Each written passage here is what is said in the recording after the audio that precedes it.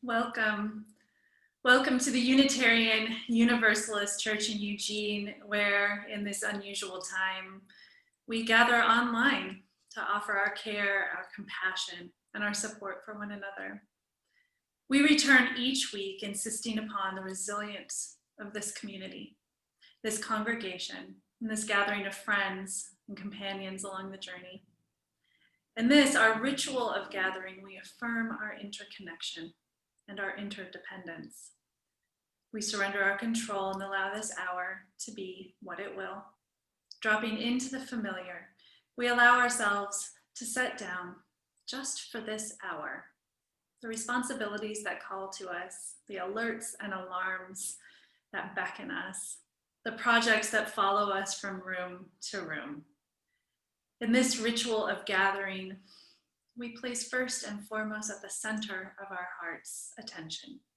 That's this sacred place, this sacred time.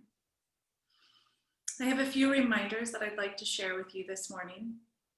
Starting October 10th, the ministerial search team will be conducting a survey of the congregation to guide us in the search for our next settled minister. And you'll find that survey in your inbox or perhaps in your mailbox. If it's coming to your email, you might want to check to see if it's gotten shunted to one side. We really need to hear all of your voices to discover how our next minister will best be able to serve our church community. What are the qualities that we want in the next person that we're bringing into that role? The survey is going to be, as I said, going out electronically, and there are also paper copies available for anyone that needs them. You can check the e-bulletin for more information about that survey. And so if you have any questions, you'll be able to reach out to the ministerial search team through that publication. You can join our ministerial intern, Jennifer Hackett, for a happy hour this Friday at 6 p.m. She's not with us this morning. She's not feeling very well this morning, but by Friday, she should be raring to go. So that's 6 p.m. on Friday. See the newsletter or the calendar for details about how to join. Also, under the leadership of Jennifer Hackett, our UU the Vote efforts have resulted in more than 200 calls from members of our congregation out into the community, encouraging people to vote in our upcoming election. That's wonderful, amazing. And then finally, Rev Lowe had an article 2 weeks ago in our e-bulletin about how we're going to use the chat function during service. And she explained there some of the reasons behind why we're going to fiddle around with turning that chat function off and on. But I wanted to let you know that during this gathering time, that chat function is on. At some point towards the early part of the service, that function will be turned off. and then turned back on during our joys and sorrows. Never another opportunity to connect with one another. And then turned on yet again during our postlude. So think about it like, you know, right now we're kind of milling around, maybe finding our seats in our sanctuary. And then in joys and sorrows, participating in that prayer, that ability to connect with one another. And then in the postlude, as we're maybe getting up to go get our cup of coffee and wanting to connect with friends or people who are new to the church or to the congregation. So that's the way that we're conceiving of that chat function. Time for socializing, time for being with what we're offering in service. So any questions that you have about that, you feel free to reach out to us. Okay, so we are going to now settle in just a little more deeply, calm our bodies and our minds, and enter into this, our worship service. So please join me in singing our first hymn. We're going to be singing Come, Come, Whoever You Are. And just a little reminder that this song has both Come, come, whoever you are, wanderer, worshiper, lover of leaving. But there's also a descant that's down at the bottom, that's sort of like a droning chant that goes on that says, though you've broken your vows 1,000 times, though you've broken your vows 1,000 times. So my invitation to you is to sing whatever part calls to you as loudly and as like forcefully as possible. We can't hear you. And now we'll begin to sing.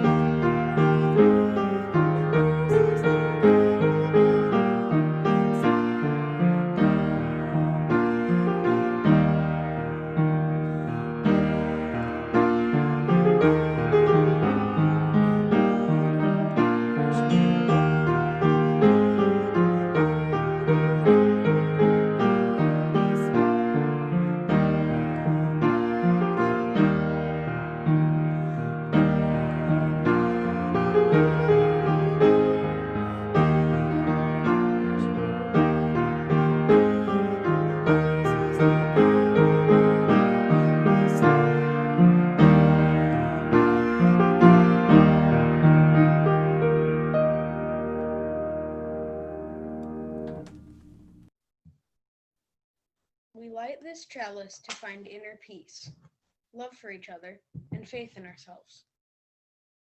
Let us engage in welcoming whomever we meet and being kind to all living creatures. Come, gather around this light of hope as we share this time together.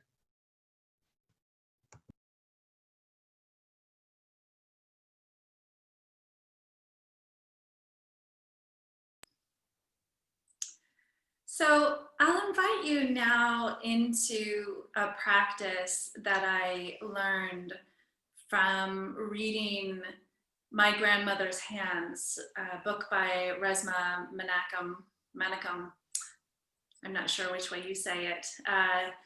And he encourages people to utilize a variety of ways to help kind of center themselves and calm themselves. And so I'll invite you now to place a hand on your heart and place another hand on your belly.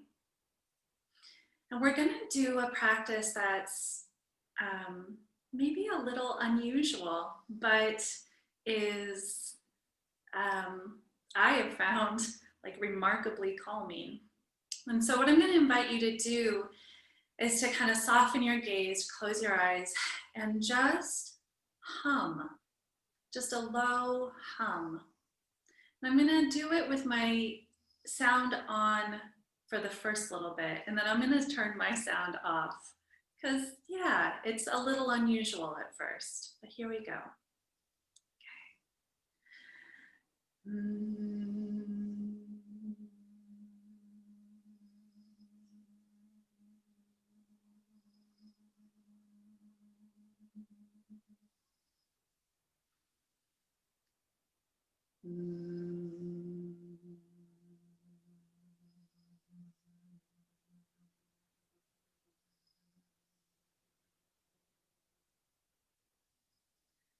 You're noticing that I'll vary the pitch. And take a big deep breath between each hum. And we're going to do this for about a minute.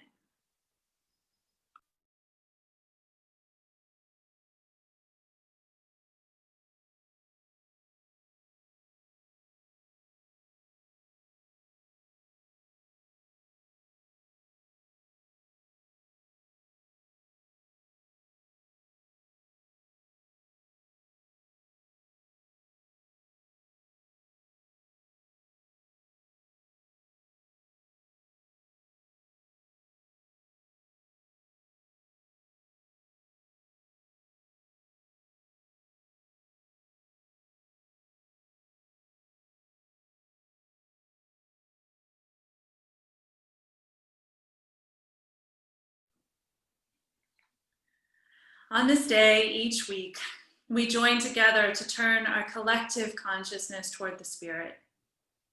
We are called to love and to laugh and to cry, and at times to pound our fists in collective gestures of justice and community. There is nothing that binds you, really, to this time and to this space except these invisible bonds, this loving community, this community of faith and hope and action. We're so glad you're here, and together we endeavor to craft this sacred moment to become present to one another, to become present to those deeper questions within, to become present to the longings of our lives.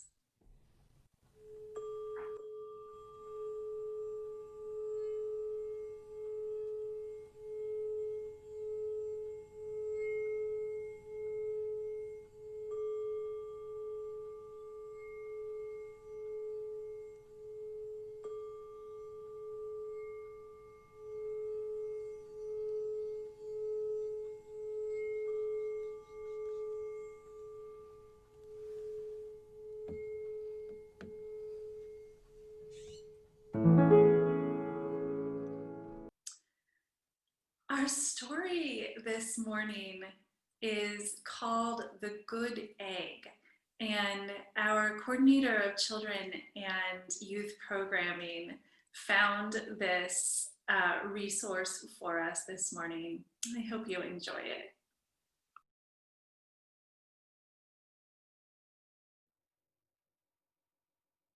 The Good Egg, from creators of The Bad Seed, by Joey John and Pete Oswald.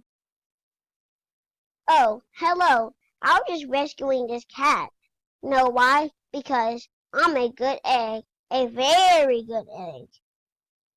It's true. I do all kinds of things, like I'll carry your groceries, I'll water your plants, I'll change your tires, I'll paint your house. If you need any help whatsoever, I'm your egg. I've always been a good egg. It's been this way from the start, even in my earliest days, back at the store. There were a dozen of us living together under one recycled roof. There was Meg, and Peg, and Greg, and Clegg, and Shell, and Shelly, and Sheldon, and Shelby, and Egbert, and Frank, and other Frank. The other 11 eggs were on their best behavior. They weren't exactly good. They ignored their bedtime. They only ate sugary cereal. They threw tantrums. They cried for no reason. They broke the stuff on purpose. Meanwhile, I tried to take charge. I tried to fix their bad behavior. I tried to keep the peace because I was a good egg, a very good egg. Nobody seemed to care though. Every night I was exhausted. My head felt scrambled. Then one fateful morning, I noticed some cracks in my shell. They were everywhere. Yikes! My doctor said it was from all the pressure I was putting on myself. The pressure of making sure everybody was as good as me. I was cracking up. Literally, something had to change. I'd had enough. I told Meg and Peg and Greg and Clegg and Shell and Shelly and Sheldon and Shelby and Egbert and Frank and other Frank that I was leaving. I can't be the only good egg in a bad carton, I said. Blah, blah, blah, they replied. I left that night. I wandered from town to town. The hours became days. The days became weeks. I lost track of time. I was alone out there on the road under the stars. I really tried to focus on myself and what I needed. I took walks. I read books. I floated in the river. I wrote it in my journal. I found simple moments to be quiet. I breathed in. I breathed out. I even started painting. For once, I found time for me. And guess what? Little by little, the cracks in my shell started to heal. My head no longer felt scrambled. I started to feel like myself again. So I made a big decision. I'll return to my old cottage and my friends. Besides, I'm kind of lonely out here. This time, I know what I need to do. I'll try not to worry so much. I'll be good to my fellow eggs while also being good to myself. Here we go. Everybody missed me. I missed them too. Hello, Meg. Howdy, Peg. Hey, Greg. Greetings, Clegg. What's up, Shell? Aloha, Shelly. Hey, oh, Sheldon. Hi, Shelby. Good day, Egbert. What's happening, Frank? Howdy do, other Frank. Sure, every once in a while, somebody's still a little bit bad, but it's not like before. Here's what I realized. The other eggs aren't perfect, and I don't have to be either. I'm okay with that. Yeah, the old carton is back together. We're a solid dozen again. It's good to be home. The end. Don't forget to like and subscribe.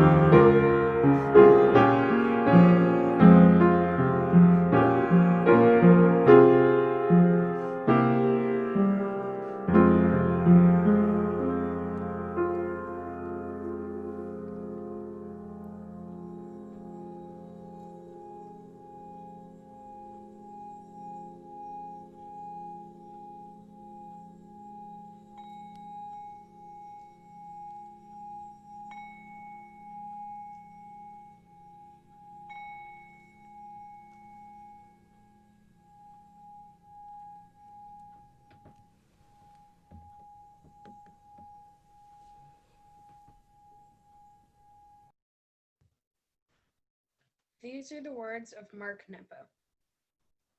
Still yourself and listen, and soon, in time, the mystery will begin to speak to you through its thousand disguises as life on Earth.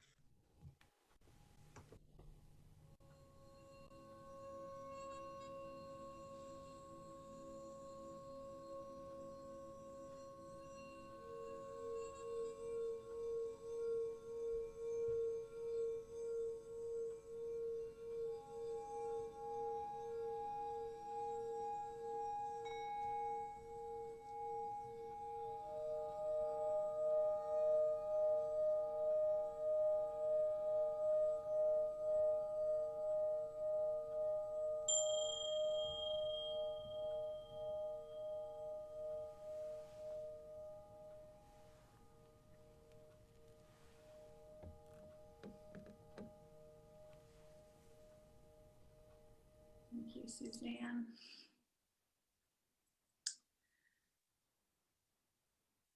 I love the sound of those singing bowls, the chimes, that invitation to drop just a little deeper into contemplation or meditation or a prayerful state. It's a signal from the outside world that you're invited to cross a threshold or to cross into a new or different state of being. We're talking about deep listening all month this month, and the ways in which it can operate in our lives and in our world. And I was thinking about the sounds that I hear just in everyday life, you know, the song of birds outside my window in the morning, or the sound of my cat purring when she wants to signify her happiness or her contentment. The sound of my cat meowing when she wants to signify that it's time to eat, darn it. These sounds from the outside bring us information, and we are, as a culture, really focused on listening to those sounds out in the world. The dings that come through our phones, the calls, the sounds of an email being sent off, that sound. We are signaled by the noises of the world around us, for better or for worse. Very little of our culture asks us to turn that listening ear inward. And so I wanted to talk today about how we might apply deep listening to our own lives. And I want to start with this story. I was in my teens, and I got, probably through my mom, I learned that my grandmother, my Nana, had had a heart attack and was in the hospital. And it was very frightening. And, you know, we rushed down to be with her in the hospital. She had undergone major surgery on her heart. And we got to the hospital room, and I saw her laying in the hospital bed, and, you know, tubes attached to her body. And it was just a very odd, kind of surreal situation for me. I don't think I'd ever been in a hospital room with that kind of extreme setting before. And the darkness started to close in. My vision started to tunnel, and I had this ringing in my ears that was getting louder and louder, and my breath was starting to come really rapidly. And you know what this was. I was starting to faint. I took one look at my Nana and I started to faint. And of course, people around me, when they noticed that I was like, I think my skin had gone, you know, even paler. And, you know, I was going to hit the floor. And so someone rushed to bring me a paper bag, and someone rushed to bring me a chair. And, you know, I was coached through like how to basically come back to myself. And so when I started working as a chaplain at the hospital last year as an intern, one of my big fears in doing that work was, oh my goodness, am I gonna faint every time I go into a hospital room? Like, this is not gonna be good. Like, I don't know that I can handle a crisis at all. And I was really surprised by the fact that I could go into a hospital room and be present for people and not be struck by, you know, the intensity of their situation, or if there was, you know, if there was blood involved, or, you know, if it you know, if it was clearly life-threatening. Or I was able to go into those spaces with people that I didn't know and be present, be okay. And so I thought, oh, well, I've really spiritually evolved here. Like, this is amazing. And then my mom earlier this year went in for back surgery. And after she was out of the surgical room, they called me to let me know that she could have visitors. And I went up to her space, you know, and I did my deep breathing, and I did my kind of centering and my calming. And I didn't have singing bowls with me, but if I had, I probably would have rung a few of those bowls just to sort of signify, like, okay, we're stepping into this space, we need to be present. And when you know it, I stepped into that room and the tunnel started to come and my heart started to palpitate. And I had to like find a chair fast and put my head between my knees so that I didn't faint. And I realized, like, as I was thinking about this service this morning, about this idea of listening to ourselves, that all of those signals that my body was sending me in those moments with my Nana, and then again with my mom, are signals about those strong bonds of love and connection. You know, there is something about resonating with another person that brings us into close contact with both our deepest sense of love and our deepest fears, our deepest griefs. And that's hard. That's hard. And we're in a world right now where so much of what we love, so much of what we value is at stake.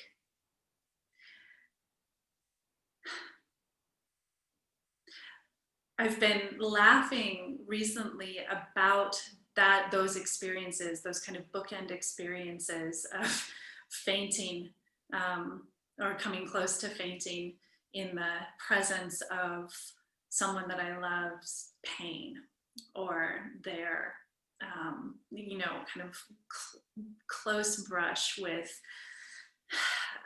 their own mortality. And I've been saying that I think maybe the fainting goat is my spirit animal at this point. And you know, it's funny on the one hand, and on the other hand, it speaks to what our body is designed to do when we come in close contact with trauma of any kind. You know, we are wired to either take flight, to fight, or to freeze. And if, freezing and getting quiet isn't enough, our body will actually shut us down and put us into a faint position in order to keep us protected. And that's just the way the body works. Resmaa Menakem, who we did a little humming practice with earlier, he talks about the vagus nerve, which is a nerve that attaches at the base of our brain and is connected to all of the autonomic systems in our body. So our stomachs, our lungs, our heart, the circulatory system, our liver, like it's connected to everything in our bodies. But it's not actually connected to the prefrontal cortex, right? It stops at the base of our brain.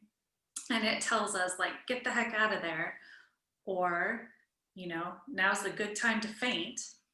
Or if we can work with it, if we can do this self-soothing practices that are necessary in times of high stress or high anxiety, we can actually calm that system. Now, Menakem calls the vagus nerve your soul nerve.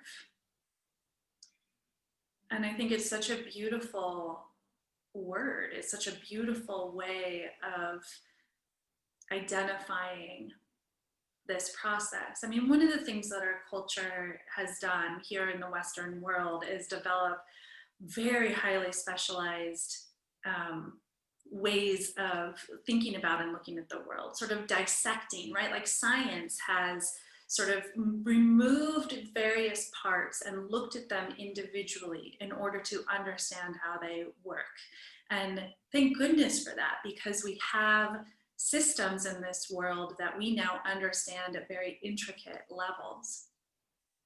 But the soul nerve is not something that you can really separate out from the rest of ourselves as a person. And one of the things that the soul nerve does is it allows us to resonate with ourselves if we're able to soothe it. And in resonating with ourselves, it allows us to then resonate with other people. So it becomes, I think, the Menakem argues, it becomes vitally important that we learn how to be with ourselves. I've got a poem for you, or part of a poem. This is Naomi Shihab Nye. She says, before you know the kindness, sorry, I'm going to start again. Before you know kindness as the deepest thing inside, you must know sorrow as the other deepest thing. You must wake up with sorrow. You must speak to it till your voice catches the thread of all sorrows. You see the size of the cloth.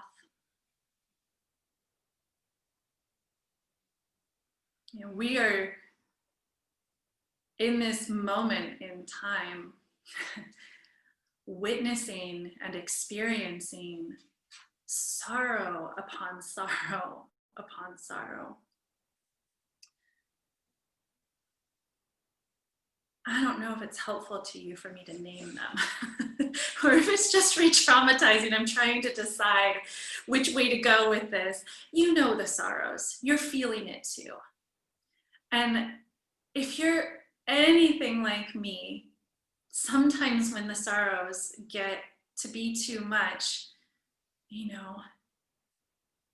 well, I don't know. What I am doing when the sorrows get to be too much is, maybe I'm turning on Netflix for a comedy show. At Home with Amy Sedaris has been a good one for me recently. She makes me laugh. Turning on Netflix or, scrolling through Instagram and liking other people's images. You might be, I don't know. I don't know, for me, it's bad when I'm like cleaning the fridge, which never, literally never happens in my life, except when I am trying to wrest control over something, anything in my life. So fridge cleaning. I don't know what it is for you, but my guess is that you can relate to this idea of kind of finding something outside to distract from the sense of sorrow or grief or overwhelm.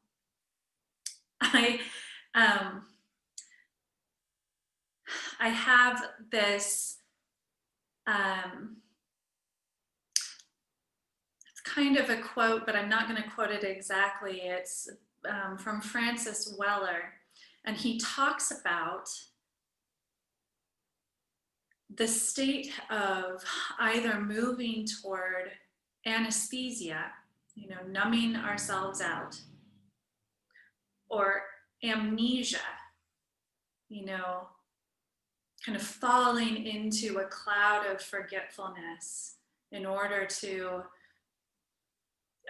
sort of put a blanket of muting over the top of that feeling, that like anxious feeling. I hope you all know what I mean when I'm like, so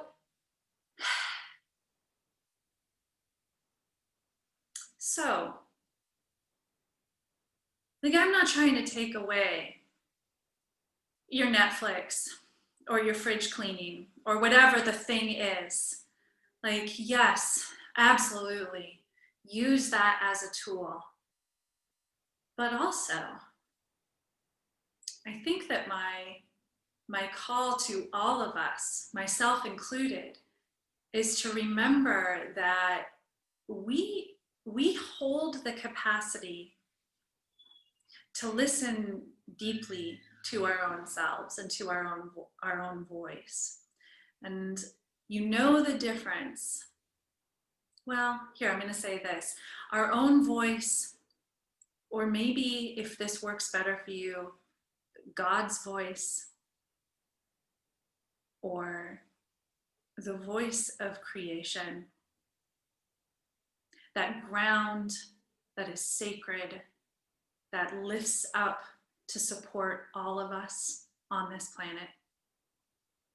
That answering call when we get quiet. We don't have to do this through meditation. You don't have to do it through humming, although I do highly recommend it. But what are the ways that work for you? David Schnarch is a psychologist, and he's written a number of books about how to basically differentiate, to become more fully yourself while also in relationship with other people. And that practice of differentiation is really another way of talking about how to get calm when we're anxious. And how to get calm when we're anxious does not mean that we're trying to control anybody else out here, our partners, our children, the people who work for us, the political landscape, the protesters on the street, right? Like, our ability to be differentiated humans requires us to know how to soothe ourselves, to do what Menachem is asking us to do.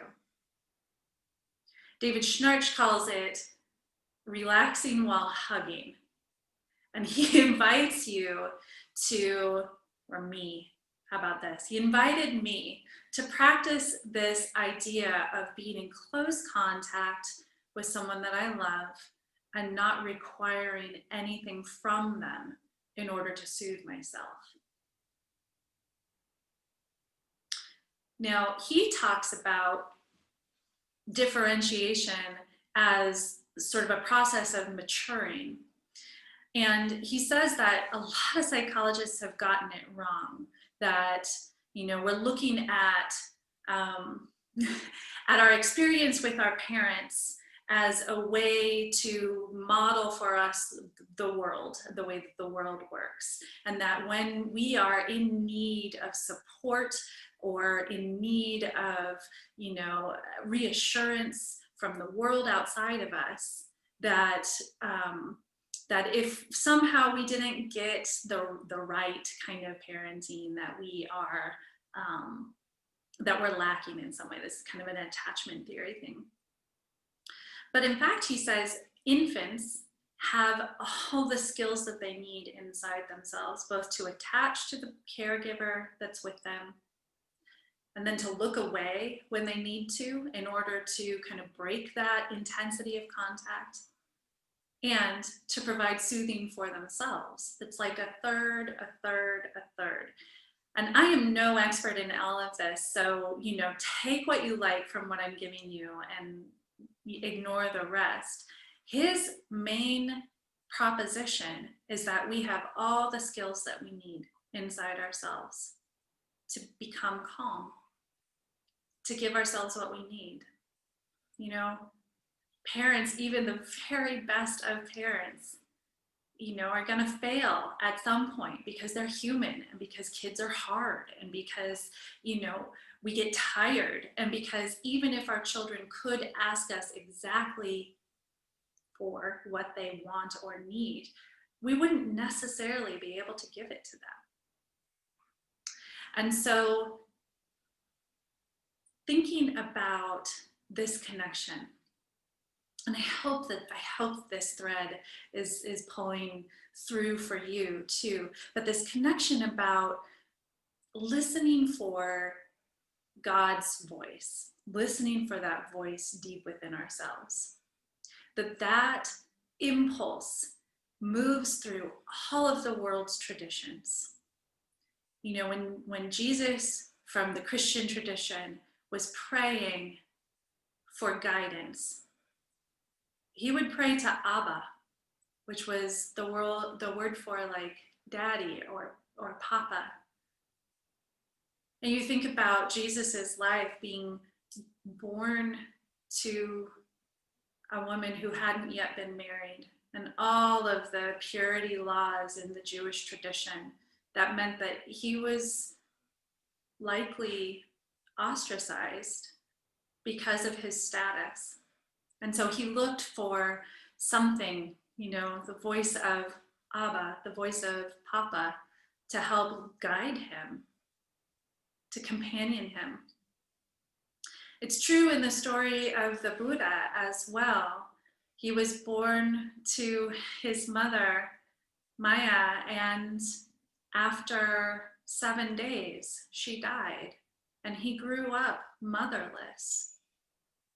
You think about the sorrow that both of these religious leaders experienced in their early lives, their young lives, and the looking to something, that answering call that exists somewhere.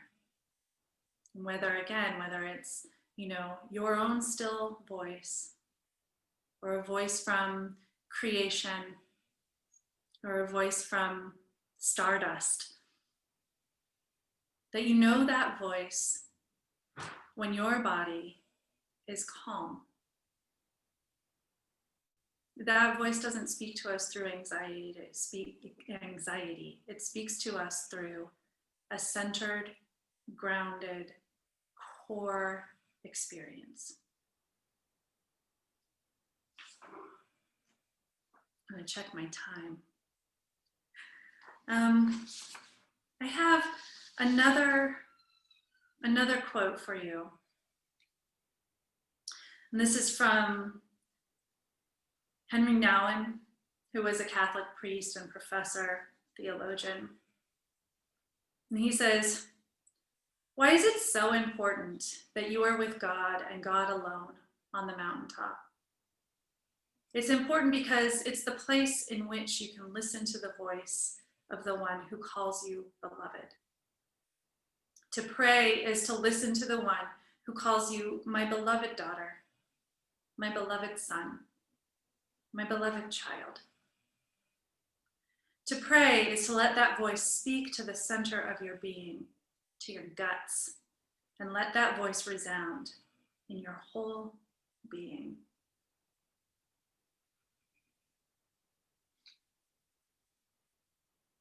we're in a world filled with sorrows and filled with trauma upon trauma.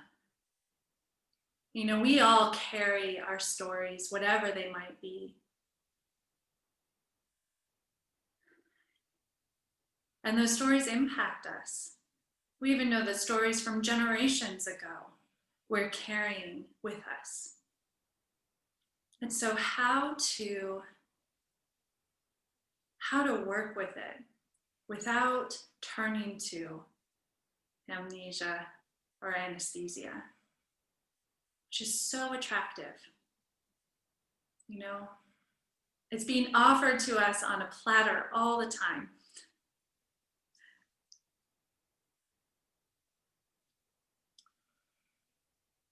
My hope, my prayer for myself, for you, for our world, is that we become more and more willing to sit still, to get quiet.